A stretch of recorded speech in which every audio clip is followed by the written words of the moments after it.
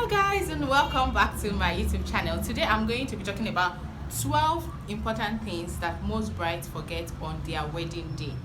12 important wedding day detail that a lot of people forget. So if you are getting married soon, this is definitely a video that you should watch. Stick around and let's learn together. Yes, so my name is Oluwadara.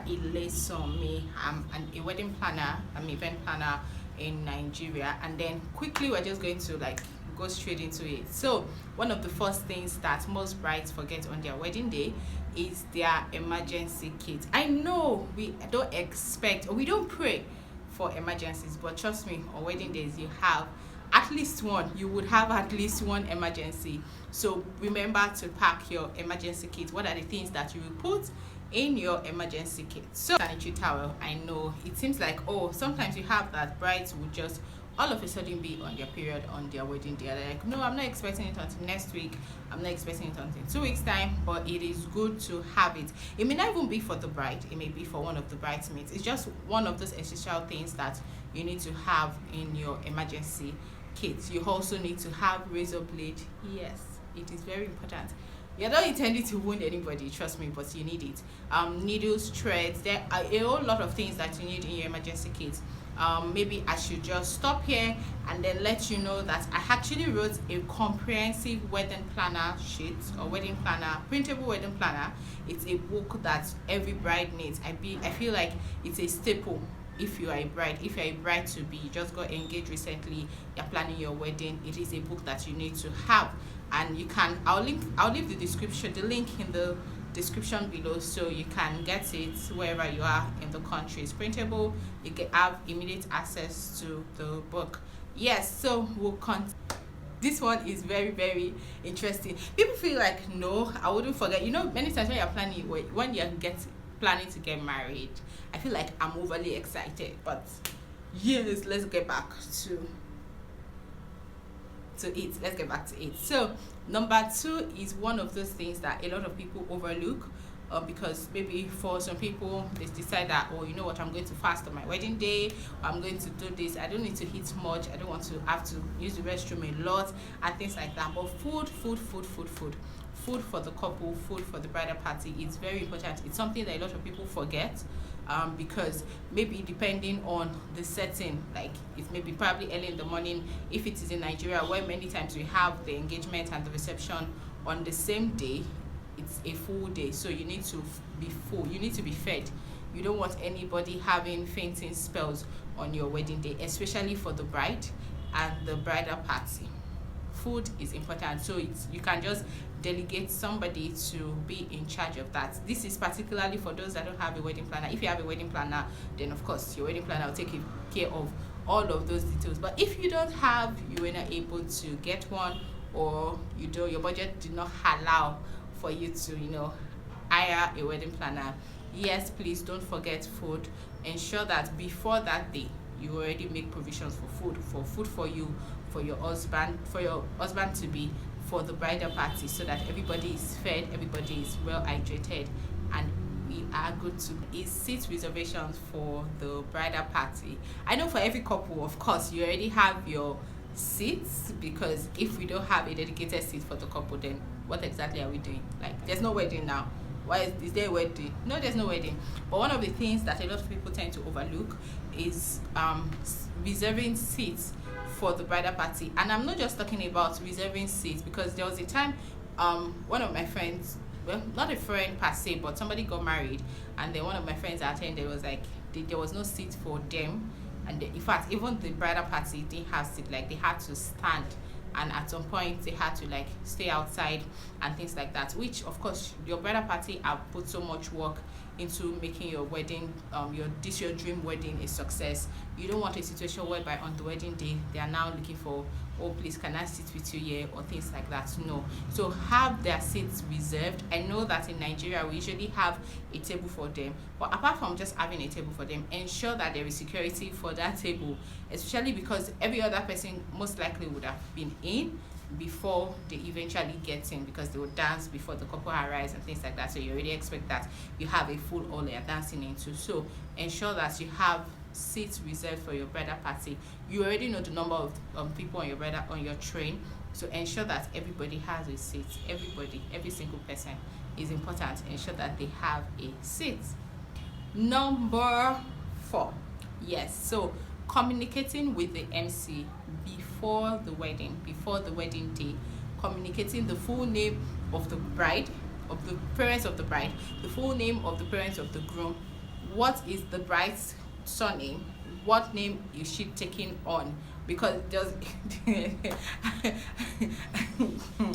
I know it's funny, it sounds like, oh no, I wouldn't forget that, but something there was something that happened for a particular wedding. So the MC, maybe it was mistake or it was something, for some reason it was introducing the couple, but it was calling the surname he gave them, it was calling the bride's surname, and people were like, no, but of course that has passed. But ensure that the MC has full information, full names of the couple, full names of the bride, of the parents of the couple, who is taking the opening prayer. In a Nigerian wedding, at a Nigerian wedding reception, you always have somebody take the opening prayer. So before then, who is taking the opening prayer, and then who is the chairman of the occasion. These are details that the MC needs to have before the wedding day, so that you are not in a hurry. You know, on the wedding day is usually like a blissful but could be very hectic day, so you don't want it last minute. You say, oh, so who is taking the opening prayer? And like, ask this person saying, ask this person, I don't know, confirm from this person. You don't want all of that mess. So confirming the names of the couple, the names of the parents of the couple, and also the person that the chairman of the occasion, and the pastor or the religious leader that is going to take the opening prayer. 5, day of event, point person, or you would have, or a coordinator. So for many people, if you're not able to hire a wedding planner to start with you when you got engaged or in between the process, and you just leave it is important to have a coordinator, a wedding coordinator. It's something that a lot of people overlook, but it impacts on the outcome of your event. You want to, and if peradventure you cannot afford a wedding day coordinator, get a point person. Maybe it's your sister or the groom's sister. Usually I wouldn't advise that you give that work to only one person, because it's going to be a whole lot, especially if the person is not trained. The person may not be able to manage all of that together. But you need to have a point person between you and the vendors. Even if you booked all the vendors yourself, you need somebody to be able to, on that day, make decisions for you. So before that day, you've briefed the person, oh, this is what I paid for. Probably at vendors meeting to introduce this person, or this is person you should listen to on that day, communicating the timelines, where what is going to. So all of those details, you actually need to have a point person for that, or better still, hire a wedding coordinator who would ensure that everything runs smoothly, because we are professionals, they are professionals, and would know what they are doing. We move into number 7.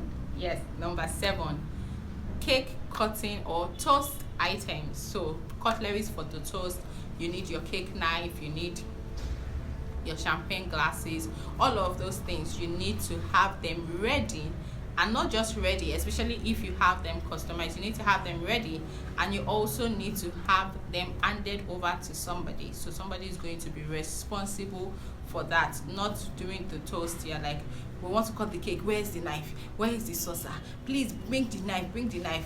You don't want all of those mess up on your wedding day. So appoint somebody to be in charge of that. And also, if you want to have it back, somebody to retrieve it and ensure that it's safe to your house, to your hotel, wherever you want it to be. So that is one detail a lot of people forget, because it's just like, you know what, we just vibe along, we just go with the flow and things like that. So number 8, yes, we're on number 8, bringing along comfy shoes. Don't forget to bring your comfy shoes. I know we're going to look glamorous on our wedding day, but at particular points on the wedding day, you are kind of like tired, or maybe you just want to change into something very comfortable and things like that. Don't forget to bring your comfy shoes. So depending on what works for you, it could be slippers, sandals, a sneaker, whatever, flat shoes. Ensure that you pack it.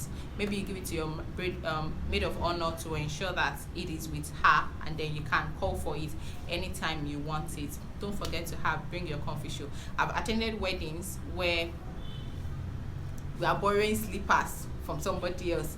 Say, please, she's tired, the bride is tired, just give us slippers. And we're like, I didn't bring my slippers because, of course, maybe I was dressed from home, I came to enjoy myself at the party and things like that. Or someone that please. Or sometimes you have to just quickly rush to a store where you can get a slipper. Sometimes even don't love slippers that you get, and then the bride is like, you know what, this is better than that, heels are killing me, and things like that. So don't forget to pack your comfy shoes for your wedding. This one is very important. I feel like it's one of those things that a lot of people miss out because wedding days can be very hectic. The timelines are usually very full, so you're moving from one activity to another, or maybe it's even a case of the church is probably far from the reception. You want to make sure that you get to the reception venue early. You want to make sure that nobody is looking for you in between the ceremony and things like that. But this part is very, very important. It's very, very, very, very is important.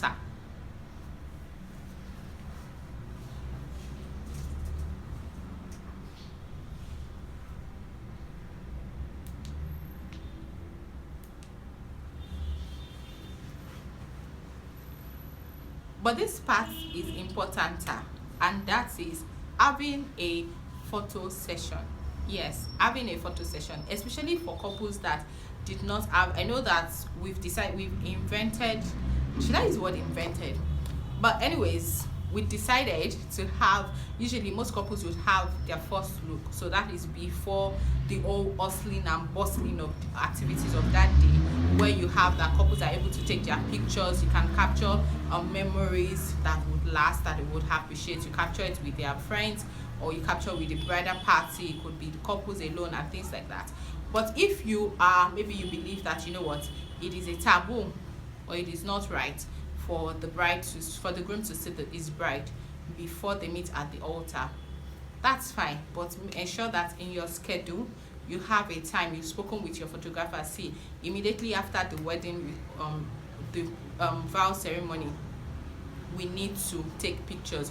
You've selected the location already, or your photographer has selected the location already, and things like that. So you run smoothly, and you have those memories that you can cherish, where nobody is really rushing you to say, oh yeah, we are going in now, people are going far, they need to start going back home and things like that. You don't want all of those mess on your wedding day. Number 10, ensure that you assign somebody to pack your wedding gifts. Yes, your wedding gift.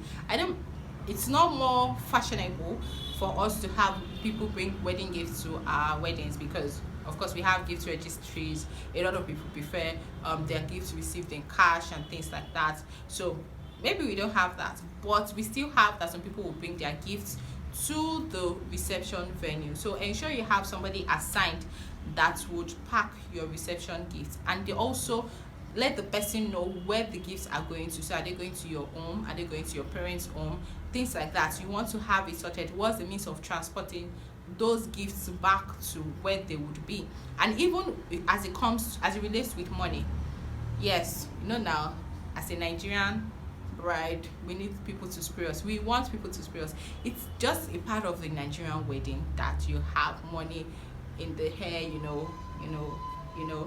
but ensure that you assign somebody that would be in charge of ensuring that they pack all of that money. Yes, and ensuring, when you pack the money, give it to this person. Where is this person taking the money to? Who is counting the money? So that you don't, and is there security for that person? Is it somebody that is very obvious, where they can easily like maybe rob the person or snatch the bag out of that person's, and all of those things you need to think about it and make preparations for that before your wedding day. What bags are they going to be putting their money in, and do you have customized bags for it, or you want to make provision for nylon bags and things like that? All of those things you need to think about and make ready before your wedding day. And lastly but not the least, don't forget your honeymoon prep. Yes, don't forget your honeymoon prep. There are a lot of things we do. When some people just honeymoon, just from the reception, you move to the honeymoon, to the location for the honeymoon. Maybe you're traveling or you want to retire at an hotel before you move out the next day and things like that. But don't forget your honeymoon prep. There are a lot of things that you need to prep for. You ensure that you've packed your bags, you've packed all the necessary things that you need for your honeymoon, and then of course for your wedding night. If you want to have a list of all the things you need for your honeymoon pack, you want to check, oh, you know what, I want to ensure that I don't forget anything, what should be in my honeymoon packing list and things like that, and maybe other wedding details that I don't want to forget. I'll leave a link in the description below. You can use it to access our printable wedding planner. It's printable and it's also fillable, so depending on whichever one works best for you, I would advise that you get it. It's a necessity. I like to say it's a necessity for every bride. Maybe not everybody will agree with me, but I agree with me, and that's what matters. And a lot of people actually agree with me that it has been helpful. It has helped organize their thoughts together and things like that, ensuring that they don't forget anything. So if you like this video, give this video a thumbs up, and remember to subscribe to my YouTube channel. If this is your first time, you're welcome. Ensure you subscribe to my YouTube channel. I'll put on the bell notification button so you get notified every time I post a new video. I post content on weddings, events, how to be an event planner, how to make your wedding successful, lots of details and interesting stuff, highlights that you would enjoy. So keep it locked. Yes, keep it locked on this channel. And then if you have particular questions related to your wedding, your events and things like that, leave a comment for me and I would respond to them in my next video. Or if it's a question that a lot of people ask about, I'll probably make a video of it to give you clarity and things like that. So thank you and bye.